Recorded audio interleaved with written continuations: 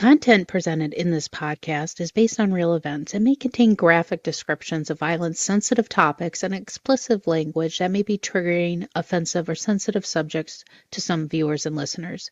Discretion is advised. The purpose of this podcast is to explore and discuss true crime cases for entertainment and educational purposes only.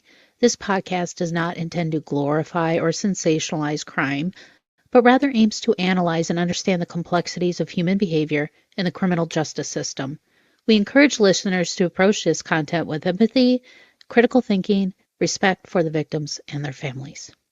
Tonight, we're diving deep into a case that challenges everything we think we know about justice, truth, and the power of a cold case to unravel lies. It's a story of tragic murder, a family's darkest secret, and an innocent man condemned for a crime he insists he didn't commit. Our focus is on the book Submerged, How a Cold Case Condemned an Innocent Man to Hide a Family's Darkest Secret by Hillel Levin. This isn't just a tale of murder, it's a haunting exploration of how evidence can mislead, justice can fail, and how the truth often lies hidden beneath the surface. So pour yourself a glass of your favorite vintage, and let's uncover the chilling twists and turns of this extraordinary case. You won't want to miss this one for a second. It's time to start the show. Let's hit it.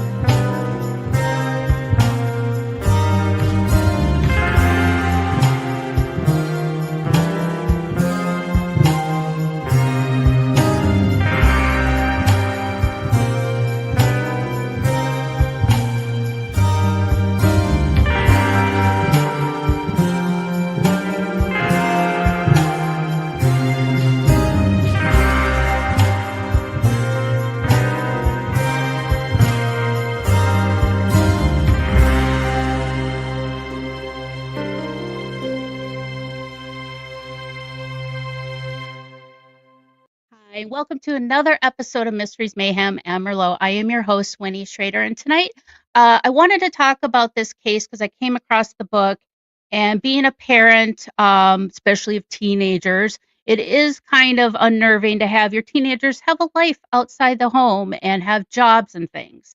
Um, but when you expect your son or daughter to come home after work and they don't, and you can't get a hold of them, even this day and age when we have cell phones. But back in 1993, Rayna Rison didn't have that opportunity because it was 1993. We didn't have the technology, but she left work and all of a sudden she just disappeared. Nobody knew what happened to her. And a month later, she was found. So that's why I wanted to get author uh, Hillel Levin, who wrote the book Submerged, How a Cold Case Condemned an Innocent Man to Hide a Family's Darkest Secret. Welcome to the show, Hillel. Thank you. Glad to be here. Yeah, this case really intrigued me because as I was reading the description of the book, um, what caught my eye was there was so much dark and deep characters going on when it just seems like it's just kind of an abduction case and murder, abduction, kill on the surface, but it goes a lot deeper than that. And I was kind of shocked of how this case went about and how things were missed. So if you want to get us started on, I guess, a little bit of Rayna and the day that she went missing. Sure. Rayna was 16 and a really good student, somebody with a bright future, anxious to go to college. So she had 3 jobs, and her plan ultimately was to be a veterinarian. So Mm-hmm. one of those jobs was after school, she'd be what they call the kennel girl at a veterinary hospital in LaPorte, Indiana, which is northwest Indiana. Kind of the closest big city is South Bend, where Okay. Notre Dame University is. And Okay. she got off of work at about 6 o'clock, and she happened to be the last one there. And she was seen by a couple of witnesses driving by. It was right on kind of a main drag in LaPorte. Uh, in what they thought was a confrontation when she Okay. was abducted. Um, Another witness saw her lean into a car with her feet off the ground and actually thought the opposite, that she was giving someone a kiss inside the Okay. car.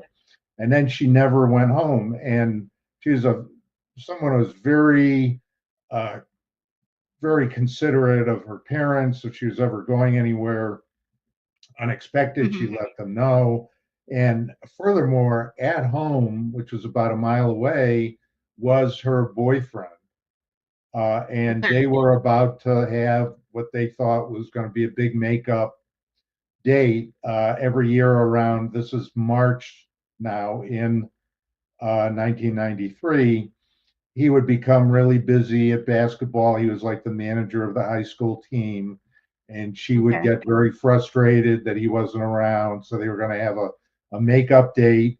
And here he is waiting for her, and she never comes home.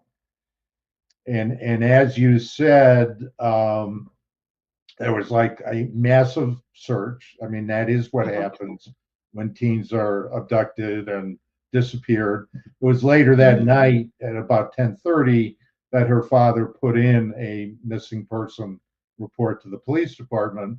And then some very important things happened in terms of the evidence.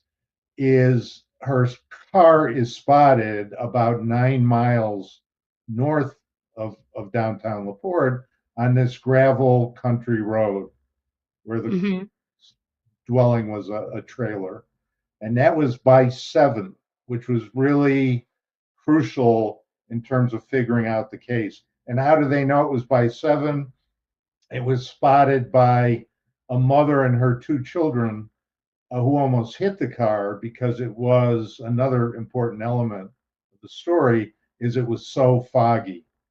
It was, in fact, Okay. a policeman said, the foggiest night he can remember.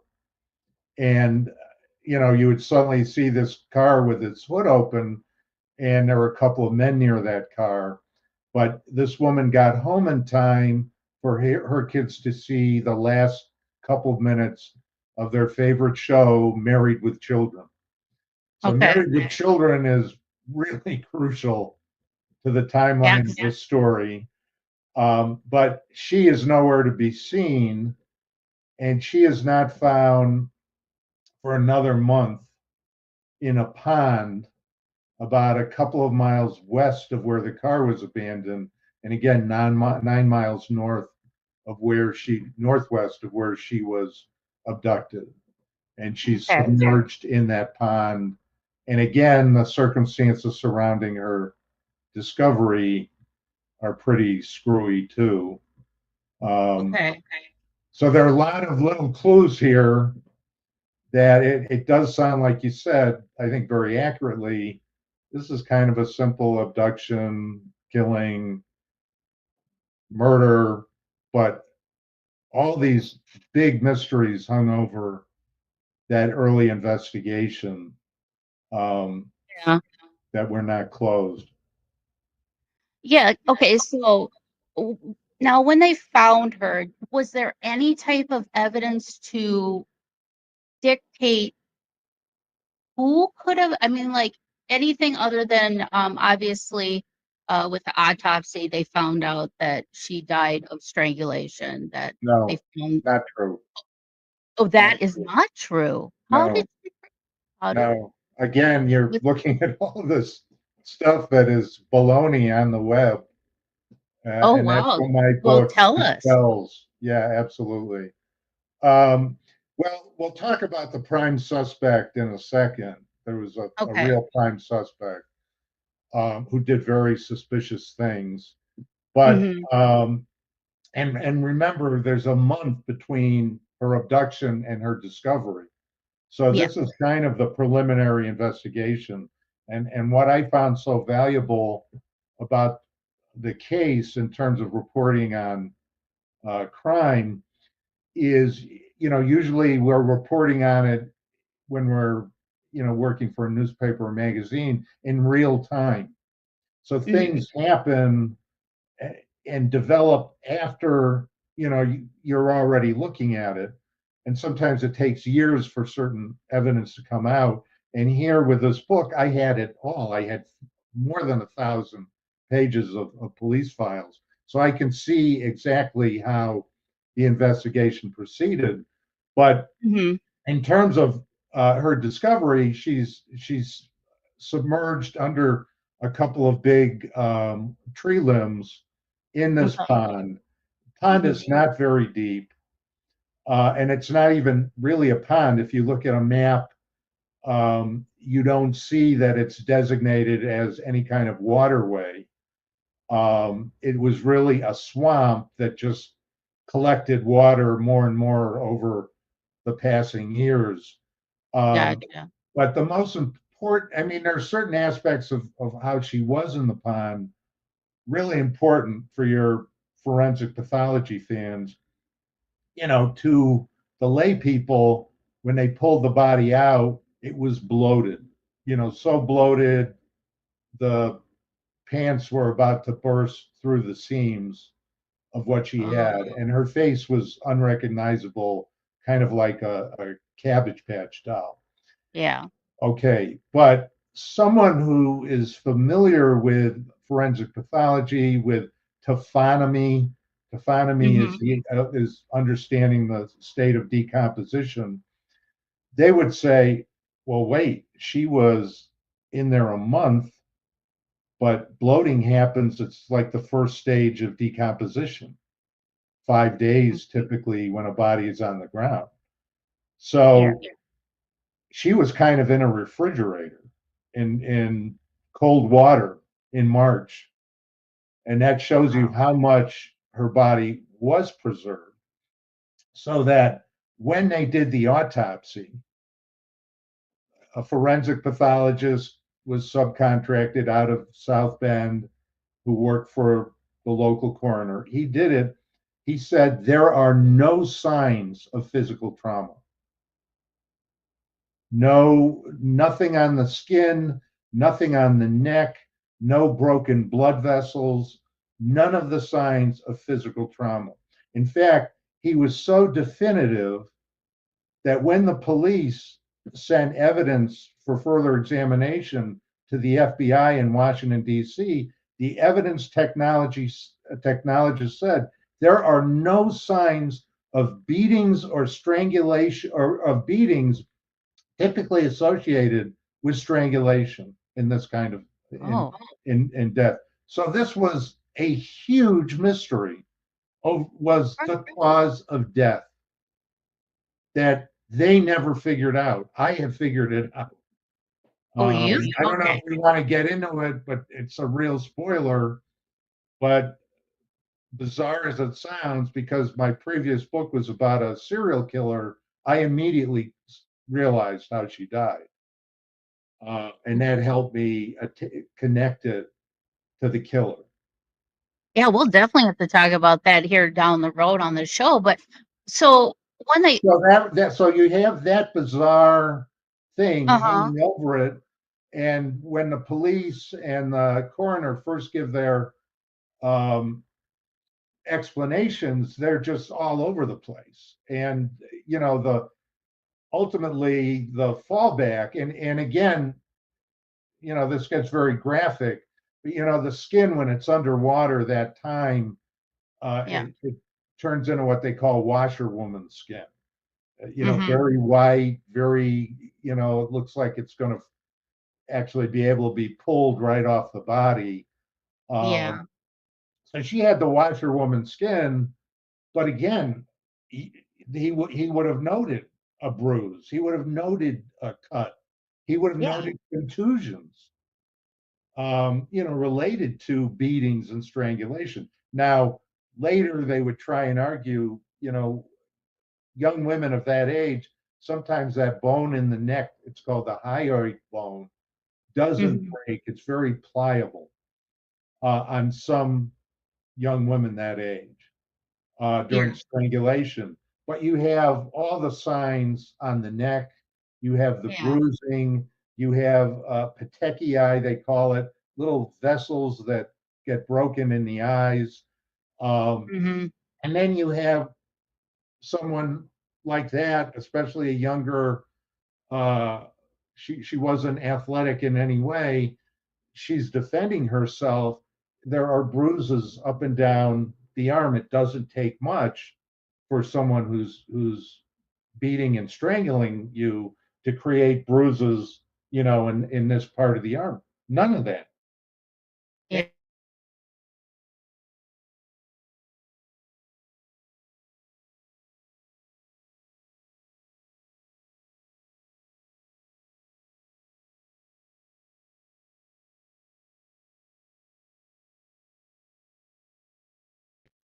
All these things kind of disappeared Yeah.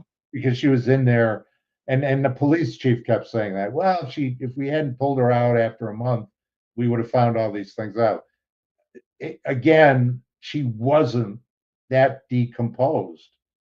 Right. And decomposition would not wipe away all of those signs of evidence, like, you know, uh, scrapes, contusions, bruises. No, that wouldn't have Right. happened. So that was a big mystery. That was one of the big mysteries that hung over this case. Now, the prime suspect was her brother-in-law, her oldest sister's husband. His Oh, name okay. was Ray McCarty, Raymond McCarty. Okay. Um, he was 11 years older than Rayna. Okay. Her sister was, I think, 7 or 9 years older than she was. Maybe it was 7. But the sister, the family dynamics are really important here. She had 2 grandchildren at this point. She kind of ruled the family growing up, very bossy. Her mother was more of a laid back person. The father was a real character, very much in the news when his daughter was abducted, not afraid of the press. Hmm. Kind of everyone felt a character. Hmm. But this sister, her oldest sister, Lori, really ruled the roost. Hmm. Okay. But I don't want to skip over this. There's a second, even more bizarre mystery. So they don't know how she's dead. But even worse, right near where the car was abandoned, like Okay. literally around the corner at 9:50 p.m. Okay, so I had said she was abducted probably around 6:10. Yeah. Her car was abandoned. We know it's 7, because of the woman and her 2 sons. Hmm. Dead. As far as the police are concerned, she's dead by then. So now Okay. at 9:50, this patrolman in a squad car who works for the county, he's a sergeant. He's not a rookie. He's a guy who's been doing this a while. Yeah. He's getting ready to go to work, and this 2 cars, a car and a truck, pass him, and driving at the wheel of that car, he tells and swears to everyone, is Rayna Rison. Really? And he knows from the curls, she had very curly hair. He could see that, and the high cheekbones. But most important, she's wearing her boyfriend's Letterman jacket, which was oversized Letterman jacket. Okay. It was partly leather. It had Hmm. orange. He also had badges from playing in the marching band, on Oh, top of okay. managing the basketball team. And he saw the black sleeve, the orange patches at Hmm. 9:50. Very experienced guy, and all the detectives say to him, "This was wishful thinking. There is no possible way you saw her driving the car in that jacket. No way." And that jacket became really famous because uh, she was abducted on March 26th.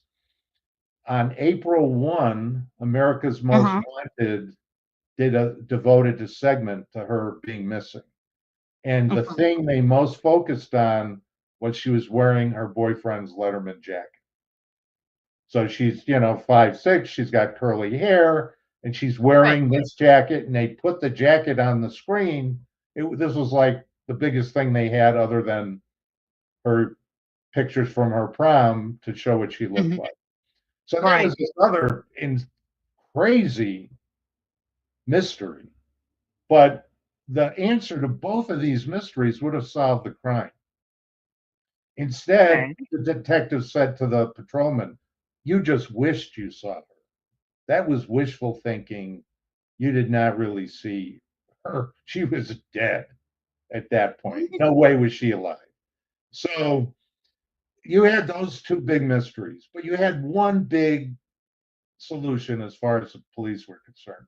And they had interviewed hundreds of people by the time she had at least 200 interviews by the time the body was found, Okay. some of them more than once. And they found out that 3 years before, when Rayna was 13, she had gone in for an abortion in South Bend, and the man who impregnated her was her brother in law, Ray McCarty. What? And he had, would later tell people it just happened one night, and, you know, she was kind of enticing him. But he later revealed he had had sex with her dozens of times when she was over the house babysitting for the two little children, her niece and Oh, no. nephew, and she loved them. I mean, that's Yeah. another element.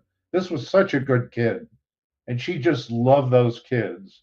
And this brother in law was a physically violent guy. Mhm. The whole reason he met her sister was he had to flee his hometown after he stalked a young woman and beat up her boyfriend when she wouldn't date him again. So he was a very aggressive, physically Yeah. individual, and she let people know she was scared of him. But he had ultimately impregnated her, and when she had that abortion, the clinic forced her to tell the police who did it. Um, Okay. and the brother-in-law admitted to it. You Okay, admitted to it? he admitted to it, Mm. which was a good thing because the clinic lost the semen. I mean, and the fluids that to identify, but he admitted to it. Yeah. But then he would tell people that she enticed him, and she wanted it as much as he did, and the family started to agree with him, What? and they would call it an affair. Come on, you gotta be kidding So me. they wouldn't call it her molestation. They wouldn't call it her rape. They wouldn't call it a statutory rape. They would say it was mutual. And her She was 13. older sister would ultimately, at first, was outraged by it, but then started blaming her sister for enticing him and calling him worldly. Okay, Oh now my an god. important part of the story is that when the father went into the police because the clinic said you got to say who did this. Uh-huh. He did not go in with Rayna. He went in with her sister, the wife of the abuser. And Oh. the police said, "Well, we got to have the victim." And the Yeah. there was no, "We'll tell you what happened. I'm so upset that he did it, and blah, blah, blah." And the police were, "No, we have to have the victim here. You can't Yeah. tell us what happened." And the father was, "Well, she's still recovering from the procedure of the abortion and all the trauma that went with that." So then they force Oh. Rayna into the police station, and with the detective, this becomes really important later. Yeah. We talk about Jason's trial. With a detective and her parents, she says he would do this to me. She goes into very graphic detail over how it all, the initial touching and all of that that ultimately led to intercourse. He would say, "If you ever tell, I'll kill you." Okay. Okay, and then she signed that statement with the proviso above her signature that you're making the signature with the belief this is the truth to the best of your knowledge.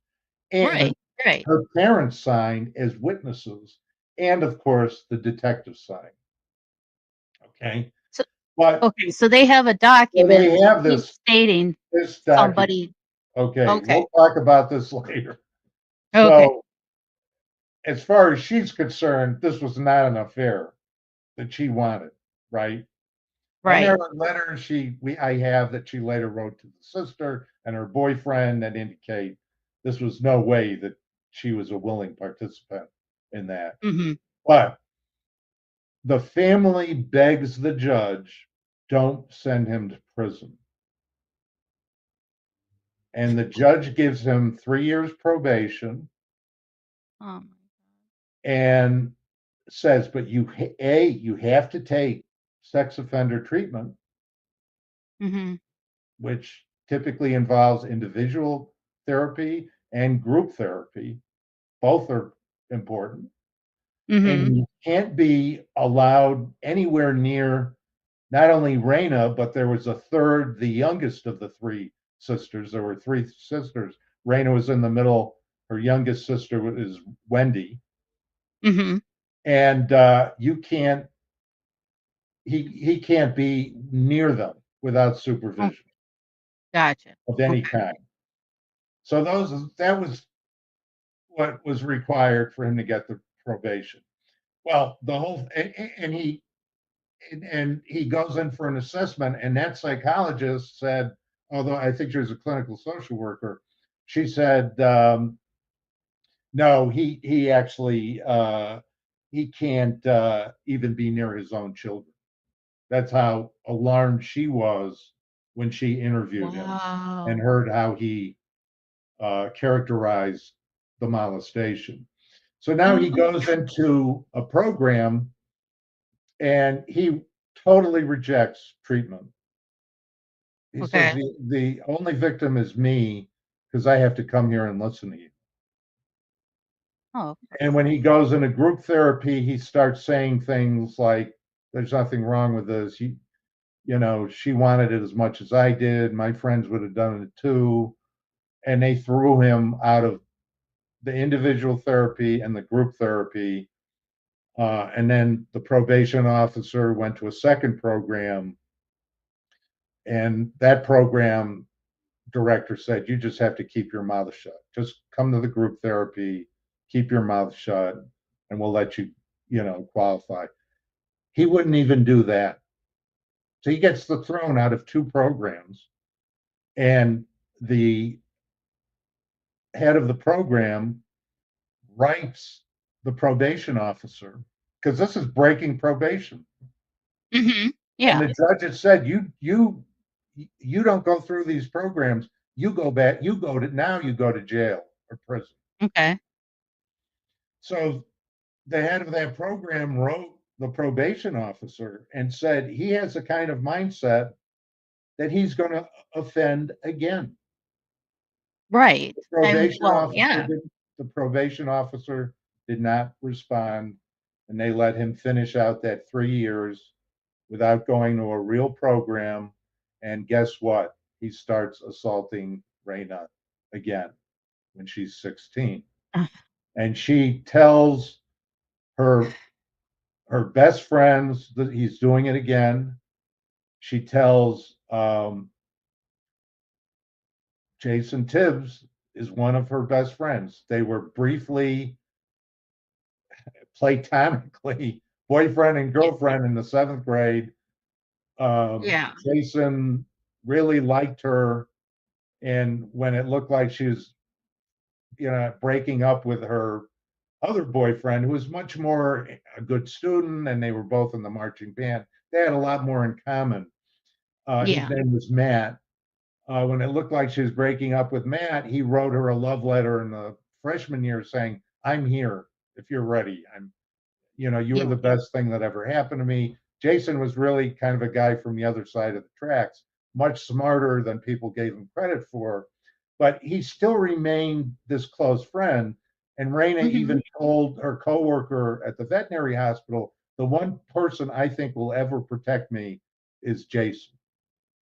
Okay. Um, she didn't say protect me against my brother-in-law, but she said to that coworker, "I see Jason as my protector." And she said to Jason, "He's doing it again." And Jason's mother was involved with law enforcement at that point, and he said, "I'm just going to tell my mother." And she said, "No, no, I'm going to handle it." And a week later, she's gone. Um, Wow. Now, what was their motive? She Hmm. and the sister got into a big fight, like a big fight on the front lawn of the parents' house, Okay. and she slapped the older sister slapped Rain in the face, and during that confrontation, Raina's sister Lori later told a friend she told her, "I'm taking pregnancy tests." Oh, So if Ray had made her pregnant again, he would not have gotten probation. He would not have gotten a slap on the wrist. And this is now, uh, you know, attitudes had really started to change, yeah. especially with the whole Catholic priest crisis and all of that stuff about child molestation. By Right. 93, he would have gone away for at least 10 years, if not more. Hmm. So, as far as the police were concerned, when they found this out, he was their prime suspect. They had the motive, um, and they had also, learned a lot even before she was found about um, places in the beginning he had said to them, "I wasn't anywhere near the veterinary hospital.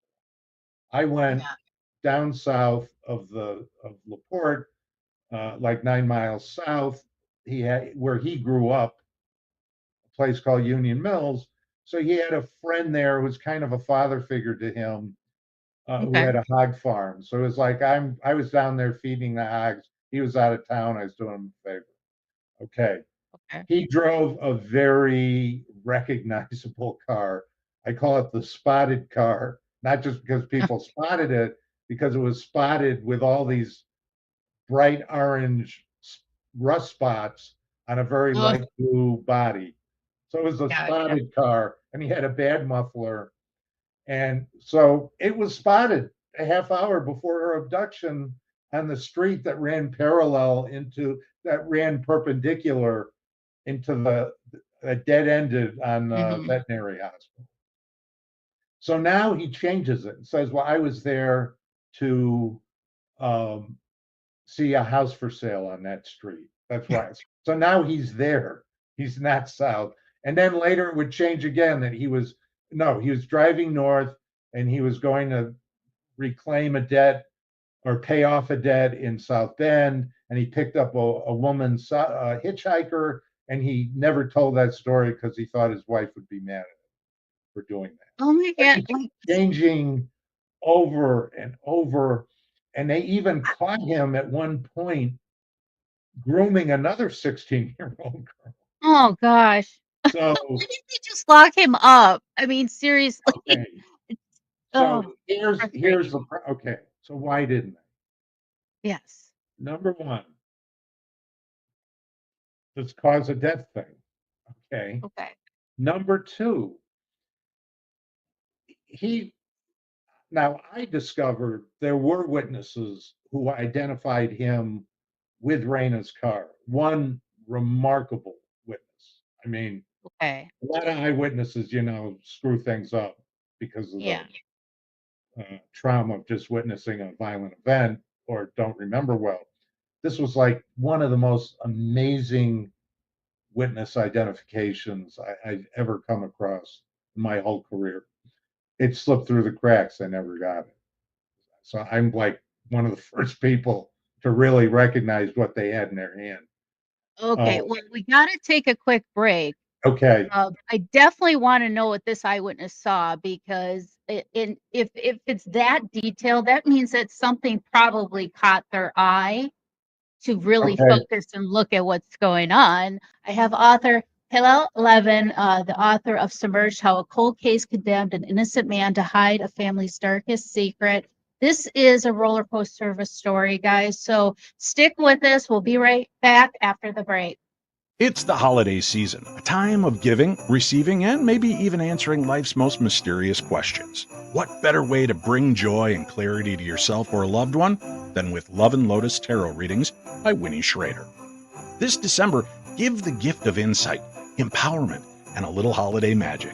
Because when you buy one tarot reading, you get one free. That's right, buy one, get one free all month long. Whether you're curious about the past, seeking answers in the present, or wondering what's in store for the future, Winnie's loving, empathetic, and accurate tarot readings are the perfect way to connect with what matters most. Choose a cozy phone reading or a face-to-face video session. Perfect for this festive time of year. Visit www.paranormal60.com and click the Love and Lotus tab to learn more and book your readings. Again, that's www.paranormal60.com. Click the Love and Lotus tab. This December, the best gift is to give and receive with Love and Lotus Tarot readings by Winnie Schrader. Don't wait. Book your readings today and make this season truly magical. Okay, and we're back from the break. I have author Hillel Levin, the author of Submerged, How a Cold Case Condemned an Innocent Man to Hide a Family's Darkest Secret. Now, before the break, we were kind of alluding to an eyewitness, a remarkable eyewitness, which are very hard to come by Yeah. because of the situation that they're in. Like you said, trauma puts people in shock. Their, memory can be kind of skewed. So, Oh, what yeah. did So um, this is what why did he? it's so significant is, Okay, you know, they did ultimately have a grand jury 5 years later, okay, but they needed a new, what they call a prosecuting attorney for that county. The older prosecuting attorney um, kept saying, well, I can't do anything yet because we don't know what really killed her. We have these gaps where we can't really connect this brother-in-law, who we all suspect did it, with her right. car or her body that night. And he had a helper. He had an accomplice. And again, in my book, for the first time, I identify who that accomplice is. The police never, they had leads, they didn't follow them, but I followed the leads. And I found Okay, that accomplice. They knew who his best friend was, Ray's best friend. He was a big fat guy okay. and named Charlie Allen. And they interviewed him. They tried to push him in a corner. And Charlie was definitely a part of the murder conspiracy to kill Rayna. Definitely. Okay. But people did not see this big fat guy. They saw a skinny guy who was tall and had stringy blonde hair, but was very thin. And one of the witnesses who drove by during that confrontation thought he was wearing football pants and, bright Hmm. at the top and then cut off around the knees where he had tights on and Yeah. would swear this guy was wearing football pants. But that the description of the body, tall and skinny, really another thing that totally befuddled the police. And Right. when when that spotted car was on the street that was perpendicular to the animal hospital, a couple of guys were loading equipment onto a van. They were in a band and they were going to a gig, and they were like, "What is this guy doing, hanging out on our street?" Mhm. They were thinking, when we leave, is he going to break into our house? So one of them walked up to the car to see, what is who is it? What is this about? And the Yeah. person who got out of the car was that people would look at Ray, who is not in any way Hispanic, but they would say he was Mexican. He was kind of had like a muscular wrestler's body, kind of a Okay. Fu Manchu mustache, but he was like 5'10". This guy who gets out of the car is tall and skinny. And when the police Oh, later found out about this guy who came so close to the car, and then someone got out of the car, they kept showing him Ray's picture, and he keeps saying, "No, no, no, he was thinner, thinner." So really? this person, yeah, this person was his name was Scott Scarborough, and he was someone who grew up with Ray. Um, Very hardworking guy. He was a tree trimmer. He and Okay. Ray's best friend for a while worked for the same tree trimming company where they would, cut down trees hanging over utility wires, that kind of thing. Very Okay. wiry, very strong, but a guy who was just a horrendous domestic abuser. And he would get drunk, would beat women, um, horribly. Yeah. I met a couple of those women, and actually, he died on his way to killing one because she swore out. She uh, brought charges against him in the hospital where he put her. And when he Mhm. found out there was an arrest warrant, he was going to got on his motorcycle, was going to go and kill her. A policeman tried to intervene, and while he was trying to elude the police, he wiped out on the motorcycle. And he was drunk, but very nice guy, right? Mhm. So, what tree trimmers wear are chaps, Mhm. so that as you're cutting the limbs, they won't come back and tear your pants up or scratch Yeah. the bottom of your legs. So this guy from afar actually saw someone wearing chaps, tree trimming chaps over Okay.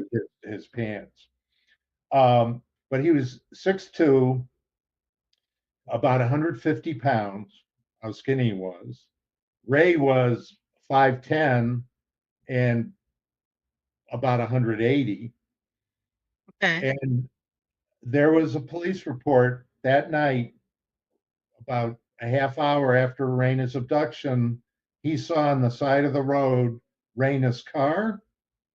He didn't describe what the spotted car was, kind of a bizarre Datsun station wagon that there weren't a lot of. But he said it was a Okay. Nova, which was really a very similar kind of car. And he got Yeah. the color right. And then down the road, he saw that pickup, and he knew exactly what kind of pickup it was because he used to have that pickup. He Okay. owned that, and it was called an S10, a smaller Chevy pickup. And others had identified that pickup of like the size of a Ford Ranger, which was Ford's version of a smaller pickup. So Yep. this guy, and he was driving 30 to 40 miles an hour down this state highway, and he saw these things, and he got Ray and the accomplice within an inch of their heights and a couple of pounds of their weight. Wow. And that was always sitting there. And the police did not see that report. How could they not follow that lead? That is Yeah. like, and like looking at this case, and it was like I don't understand why they would try and uh And so you say, who gave that lead? This was a guy, he was a young engineer. uh-huh. He died, unfortunately, in 2017, in his late 50s, or early 60s. He ended up rising to the top of Raytheon, which is, one of the major defense contractors in America, their Indianapolis office. So this Mhm. guy was, and I talked to his daughter, and she just said he was a remarkable person and with incredible skills of observation, which is probably why he rose so high in Yeah. engineering. But a guy who liked cars and trucks. So when he described something, he knew what he was talking about. So they could have placed Ray. Um, there are a couple of other witness descriptions that would have worked out as well. But again, they never figured out that apprentice part. I mean, that accomplice part. And I did show a picture of Scarborough to the man who came within inches of him. And all these years later, he emailed me back and said, "This is haunting. Oh. This was the guy." Okay. Oh. Now, on Rayna's the Letterman jacket, which never got into the lake, by the way, there's DNA that Okay. was an unknown male. Not Okay. Jason, not Ray. And same on her purse because she carried a lot of cash in case she had an emergency. She was that kind of a kid. And Oh, someone wow. got that cash out of her purse, which they left the purse on the front seat of the abandoned car. And there's Mhm. unknown male DNA there. So I believe that that would match Scarborough's, has 4 different children by 4 different women he didn't marry, but we know who they are. I believe that they could provide a DNA match on that to Right. definitively connect him. But I think there's more than enough to connect him to the murder as it is. So Mhm. that was one of the things that held off. Reason they held off was they couldn't figure out the accomplice. They felt they couldn't place Ray in all the different places, but most of all, they had to deal with the family. And the family fought them tooth and nail. The father hired his own investigators to show someone else did it. And the only other person I used to mention was Jason, um, because they couldn't say anyone else. She would get in a car with anyone else. But Jason had Right. alibis. And Jason was on the other side of town in a trailer park, and he had the friends who drove him there. He had the people at the trailer park who met him there. So he was quickly eliminated. And unlike Ray, he never changed his alibi. It was always, I was there. Now, did he know the exact time he was there? Was it Mhm. 10 6? Was it 10 after 6? Did the police always take that information down? It didn't matter. She was abducted at 6:10. The car was abandoned at 9 miles away at 7. There was no way he could have gone back to the other side of town, whether he got there at 10 of 6 or 10 after 6. It was Right. impossible for him to participate. So he was quickly eliminated as a suspect. So finally, they did have trace evidence, fibers. Mhm. And, people have trouble believing fiber evidence is real. Yeah. Why are fibers sticking to you now when you go through the whole day? What happens to those fibers? But the FBI analyst was a guy named Doug Diedrich. And the people who Okay. remember the O.J. Simpson trial, he was Mhm. the prosecution's like one of their best witnesses. The defense attorneys could not shake him. And he Yeah. really educated the American public about trace evidence, fibers. Yep. And everyone remembered that Ray was a big hunter. And in the back of that spotted car, he used to have this green blanket. When he killed a deer, he would put the deer carcass in that blanket. Uh, Okay. and all over Rayna's hair, even after she was pulled from the pond, were green fibers. And there were green fibers in her car. Um, so that was very connective. And then as well, they found hair samples under the steering wheel of her car, which Ray said he never drove, but right under the steering wheel that matched his hair samples. Now, in those days, they could not connect hair to DNA. Yeah. Today, with roots, they can. Mhm. So when Jason went on trial in 2014, it was available. His lawyers never looked into it. So, but now we're talking 1998. So they Yeah. have a motive. they have the friends saying how much Rayna's sister and Ray hated her for getting him in trouble, back in when she was molested. Yeah. And they have the fight with the sister. At one point, they bought a stun gun after that fight, but a stun gun wasn't going to be lethal enough, and they had no trouble turning that stun gun over. But between Yeah. Ray's activity, which they say shows consciousness of guilt in terms of the motive, in terms of what all the friends said, they could go before a grand jury. In other words, they took Mhm. 6 people, put them on a panel, presented all the evidence over a month. These people heard from 70 witnesses. This Wow. wasn't any knee jerk thing. And they come up with an indictment for Ray. And the day he was indicted, he was put in jail and he was never released until a year and a half later. Well, until a year later, about. Okay. And there's a new prosecutor. So a Okay. woman was elected the prosecuting attorney, and she decided before her term ended, she just wanted to push this case further. So she convened that grand jury. And Okay. then she loses the election. And who does she lose the election to? A prosecutor she fired. Oh. And when she fired him, he let the whole world know. She ruined his life. She put him in financial straits. And then he decides to run against her when she runs for reelection. Everybody said this is a vendetta. And he Yeah. wins. He barely wins. And it takes him a few months. But the two cases that were the hallmark of her tenure, the two prosecutions, he drops Mhm. the charges. So now Ray is released from prison, Oh my gosh. Are you never serious? goes to trial, never goes to trial.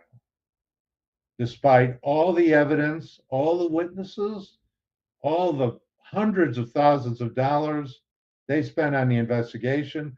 And when this prosecuting attorney, dropped the charges, did he call the prosecutor who ran the case in the grand jury?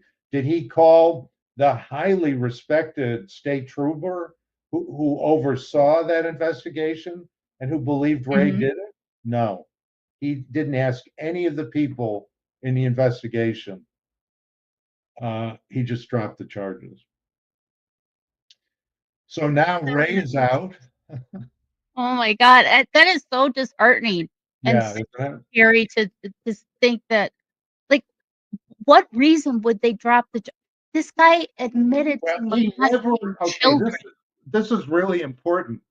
He never gave a reason other than to say I didn't have enough to go to the jury, to go to a jury trial, not a grand jury, but a jury trial. I never had enough. And he would kind of Oh, say, well, just like that original prosecutor who made such a big deal out of the fact they couldn't spot Ray in all the different places that night. They didn't know how she died. They didn't know who helped him. He kind of would refer to that, but not in anywhere near the specifics I've just given you. He just kind of would lean on, look, I'm not the only guy who didn't think there was a case. The previous prosecutor, to the woman who convened the grand jury, he too believed he didn't have enough. So wow. there you have it. Now, what I figured out was how he killed her. Okay. So people want to read the book. This is a real Yes. big spoiler, right? Yeah, well, we don't want it to give too much away because we do want the listeners to Okay. get your book, All but, right. So uh I'm not going to tell you. I am going to tell you the only way I figured it out was because I had written about a serial killer. So it just jumped off the page to me as soon as wow, can you I tell us saw what the serial autopsy. killer? Huh? Can you tell us what serial killer you His were name was looking Larry Hall. Larry So Hall? the Okay. the TV series called Blackbird Yeah. on Apple TV, that Larry, that's it. the guy I wrote about. So that book Okay. So is that series is based on a book I wrote called In with the Devil. yeah, and that was about an undercover mission to crack a Yeah, serial killer while in, was he in federal prison, or is that why? yeah, he Okay. was in Gotcha. prison. He had his case was overturned, and they were afraid he was going to win another. If they went back to trial, he would win again. Okay. And they believed that he had killed a second young woman, not the one who was a victim of that trial, and that was the one they really wanted to have him confess to. And Jimmy Keene, Taron Egerton in that show, um, his job was to befriend. They were in this bizarre prison that's not used for this anymore in Missouri, where they put all the psychiatric and surgical prisoners, and they wanted him to befriend the serial killer, not only get him to confess, but get him to say where he buried her body. Wow, that's And if amazing. he would have gotten that, they would let him out. He was a drug Wow. dealer. Yeah, So, so I'm that's definitely gonna that's why have to have you on for that book. I had that expertise. Yeah. That was kind of bizarre. So now the years pass, Okay. and that prosecutor dropped the charges. He always said, I'll find somebody, doesn't. So now it's 2008. Okay. So she was 15 years later. And they have a, this plan where they're distributing playing cards to all the prisoners in Indiana. And, Okay. and instead of like the King of Hearts or the Queen of Spades, they have a real person on the card who's solved homicide. And one of those cards was Rayna Rison.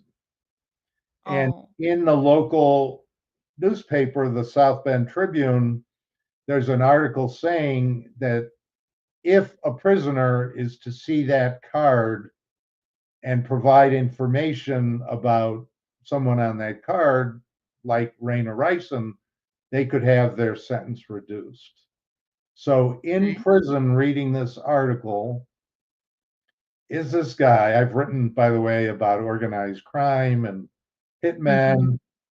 This is about one of the most despicable characters I've ever written about. Oh, And he had committed a murder. Okay. okay. You would know what that murder was about if you had read the local papers. His name was Ricky Hammonds. And Okay. I'm going to jump to the chase here, but Ricky Hammonds was 21 at this point. And the Okay. newspapers would have you believe that Ricky killed his roommate. And in some of the articles would say he did it because the roommate raped him. It was a homosexual rape. You Okay. saw that in a couple of the articles. Okay. The name of the victim was Daniel Cassidy. Okay. His given name at birth was Danny Gemiolo, I think is how they pronounced it. Why didn't he have that name? Because when Danny was 4 years old, his father shot his mother to death after she had come to pick up the car. She had separated the kids in her car. Danny was in the Mhm. back seat with his little sister in the child seat, and he looked out the window, saw his father take a gun and shoot his mother to death. So this Gemiolo also only went to prison for 9 years. He said he was drinking, and everyone thinks Indiana is such a tough state.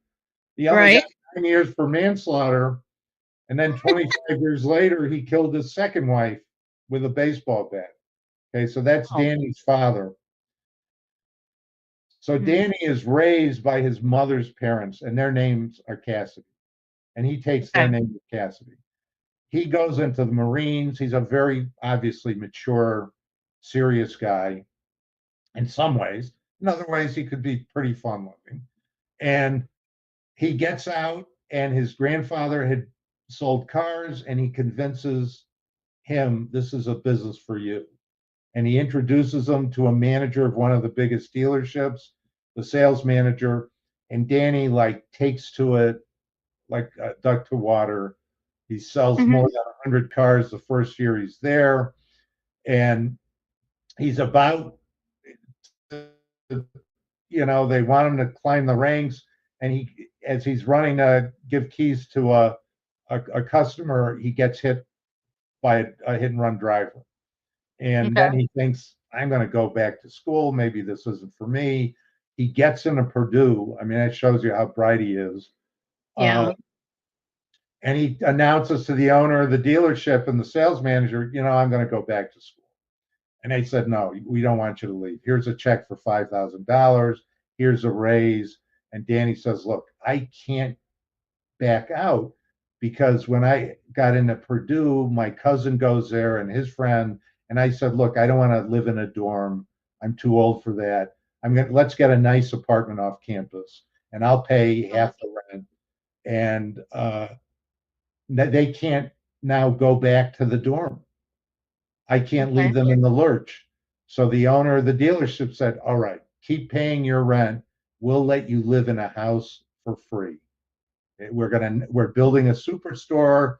We're gonna knock this house down. It's on a corner of the parking lot, and you can stay in the house. It's partly furnished, and just keep it neat and clean.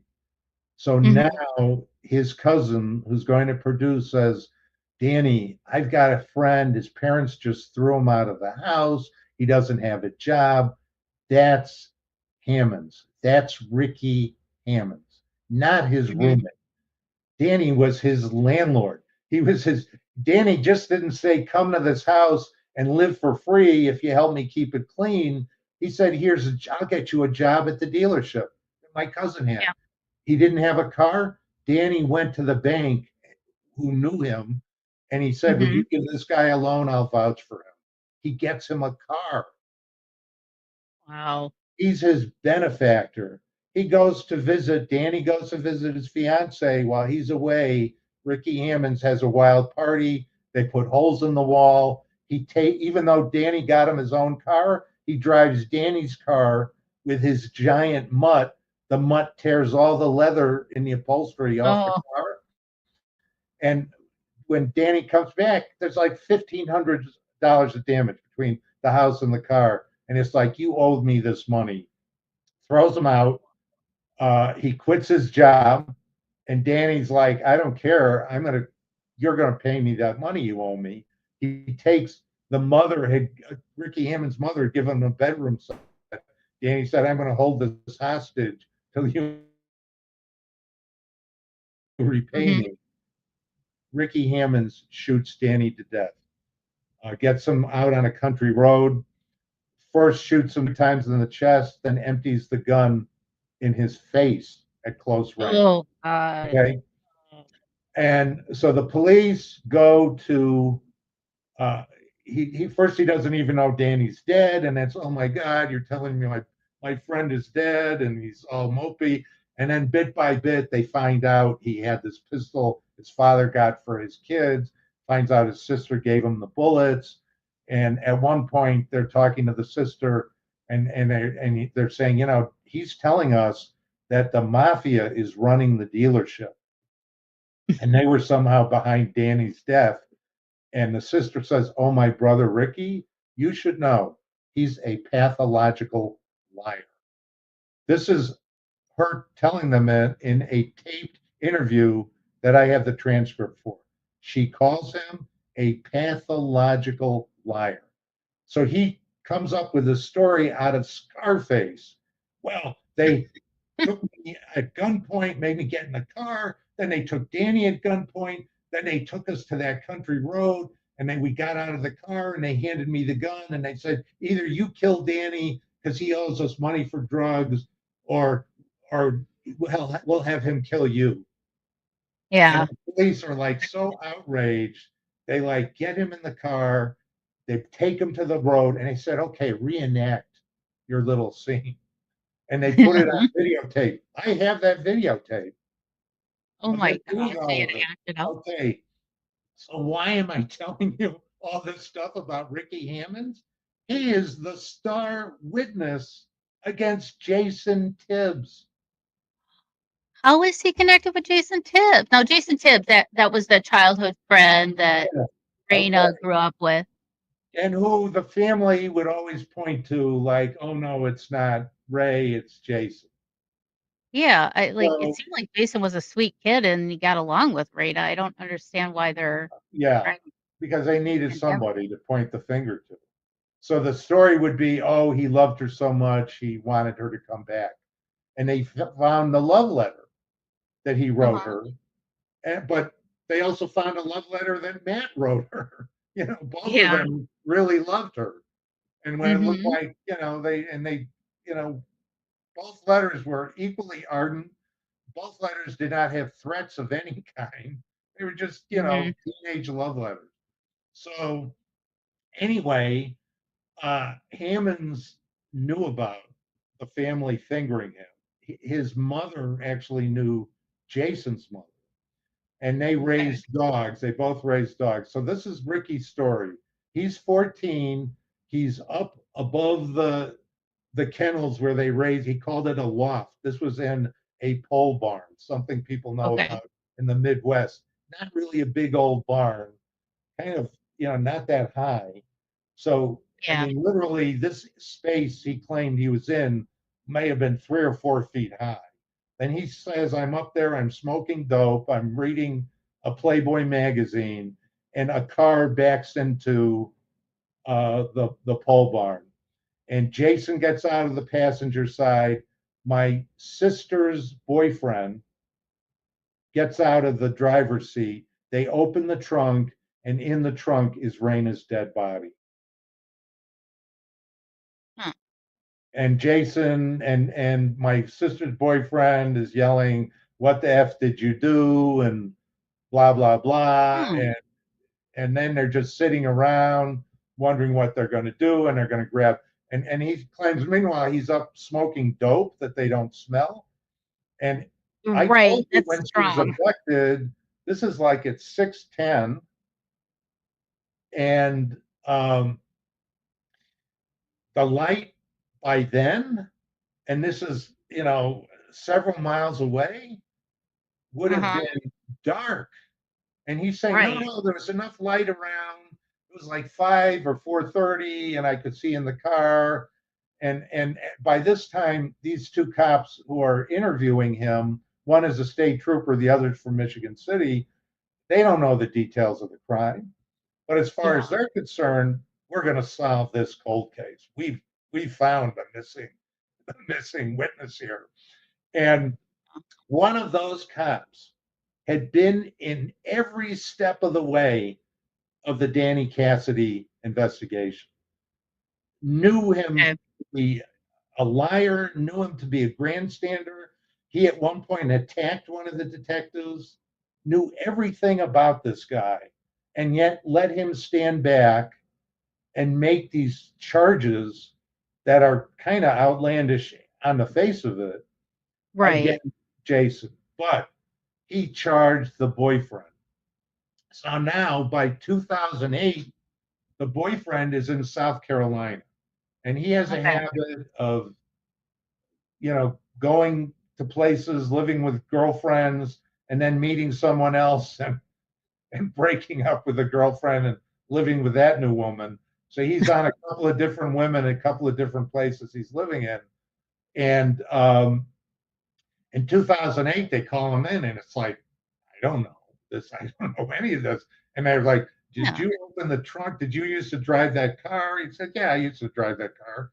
Sometimes he even got in an accident while he's driving that car. But the Yeah. boyfriend is like, I don't think I ever opened the trunk of that car.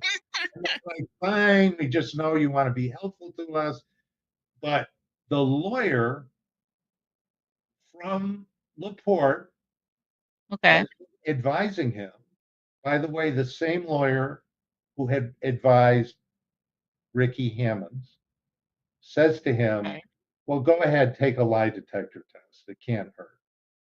And the boyfriend takes a lie detector test. And I don't know if you guys have covered this, but 25% or more of all the people who take lie detector tests get a false reading. Right. Usually Because a you're false. nervous. Yeah, It's you're nervous. Yeah, it's a hmm horrible experience. And he fails. I mean, no lawyer in his right mind would ever tell a client. I to this day, how could you tell a client take one of these funky lie detector tests? You don't know who's administering unreliable it. test that might put you away for life. Yeah, I mean, Uh, there are good people who know how to administer them. Again, yeah. it's still not, you know, ever going to be Yeah. 100%. But he didn't even know who was doing it. How could he advise him to take it? So he fails it. Right. But in 2008, all they have is Ricky. Uh, Um, but now there's another cop involved who has a vendetta against Jason because he tried to charge Jason with these crazy charges that Jason had a job at the foundry. He quickly rose up the ranks to become management. And he had a good friend whose wife worked there, and he and some other friends saw she was having an affair with another mhm. coworker, and they told that friend, and they got a divorce. And in revenge, this woman told management that told the police that Jason and his buddy were stealing nickel, these huge amounts of nickel from the foundry. Uh, And it was a ridiculous charge. The charges were ultimately dropped, but this young detective, when he found out about this charge against Jason, he decides, I'm going to become the lead detective on this. And just with tunnel vision, tries to find every bit of evidence he can to muster against Jason. And basically, the root of it is this Ricky Hammond story. And they go yeah. back in 2013, they go back to that boyfriend. He's now had another divorce. He's lost his house. He doesn't even have money for a lawyer to represent him uh, when he loses in his foreclosure or his divorce. So he's very Yeah. vulnerable. And guess who's now advising him? Ricky Hammond's old lawyer, Of course. who's probably being paid by the Hammonds family. So that's the Oh. root of the trial. The pathological liar is a star witness. And the cherry on top of this whole thing is I've hmm written a lot about police misconduct. Yeah. And you always wonder, how do people get coerced into a false confession? Well, they go to the boyfriend and they say, look, you've been fingered as a potential accomplice hmm of a murder, but we'll give you immunity if you testify to helping out in this murder. And hmm everything you testify to, we cannot try you for. Yep. So they give him this immunity. The prosecutor goes all the way to South Carolina. The chief deputy who's going to argue the case in court, he gives him the immunity. Then he walks out of the room and he lets these two cops interview, interrogate, in fact, indoctrinate the boyfriend. It turns out when you read this transcript, he doesn't know anything about the crime. Right. He doesn't know how she was submerged in the water. He doesn't know when she was picked up. He doesn't know how she got there, but they keep feeding him this information. Yeah. And at the very top, I go, you to me, this is like one of the most remarkable. First of all, they take 3.5 hours to do it. It's 140 pages. But at Wow. the top of this, let me all I say need to say no more than this. At the very top of that transcript, they Uh-huh. say, okay, so what car were you driving? And he goes, well, my grandfather's right to that. And they're like, no, no, no, no. it was the gray Buick, that the sister owned. And he says, no, that Buick was broken down. It was in the pole barn. You couldn't drive it. Hmm. And the cops were like, no, you're mistaken. And he's like, no, you can't drive that car. Oh my It's driving my gosh. grandfather's car. And he wasn't even living with the family at that. So right from the top of the interview, the whole story falls apart. But then they just will say, look, we know. Are Hmm. you going to cooperate? Are you going to be on our team? Or are you going to roll the dice that you won't get convicted for this crime? They never said it in so many more words, but they kept saying, are you going to roll the dice? Which is something I think the prosecutor must have said to him before he left the room. And ultimately, he lets them do it, but he throws in a few other things that are false that make the story totally ridiculous in terms of the places they stop and where he claimed Jason killed her. But how does he say Jason killed her? He, on the side of the road, he beat her and strangled her and knocked her head against the pavement. And that's what killed her. And remember the autopsy we talked about? Yep. There was no signs of strangulation or beating. But that forensic pathologist gets up on the stand and he's like, well, maybe some of this was washed away by mine, but he still couldn't help but say minor bruises were washed minor, yeah. by decomposition. Yeah, and there's been other cases too where, you also have to keep in consideration when a body is out in the elements. Animals get to Sure. the sun, the rain, the snow, but being submerged in cold water probably did preserve a lot She of was all preserved. She was yeah, definitely there was none of that. And again, this wasn't a real pond, so she didn't even have the typical water organisms, that often yeah. play a part in decomposition too. Okay. Well, thank you so much for coming on and shedding some light on this case. I mean, this case is a roller coaster, and it's just like it just keeps going and spinning. But I have author Hillel Levin, who wrote the book Submerged: How a Cold Case Condemned an Innocent Man to Hide a Family's Darkest Secret. I'll have a link for today's book in our description. And please rate and review these books. It helps these books get seen more, and it helps the authors And as thanks, well. Winnie. And we said even before we started, there's a lot of stuff on the internet that's false. You can't go I on know the internet and look at any of it and believe you are finding out about this case. I right. So if you guarantee want to that. know, And if I'm wrong, I'll give you your money back for my book. if you guys really want to know the truth and all the connections and really follow a map of how this case is laid out, get the book Submerged: How a Cold Case Condemned an Innocent Man to Hide a Family's Darkest Secret, written by my guest Hillel Levin. So thank you so much. And is there a website that people can go to check out all your our books? website is submergedtruecrime.com. Perfect. And I'll have a link for that in today's description as well. Well, thank you so much, and I hope to see you all next week. Thank you for joining me for another episode of Mysteries, Mayhem, and Merlot. And until our next case, my armchair detectives, stay safe, stay vigilant, and stay aware. I'll see you right here next week on Mysteries, Mayhem, and Merlot.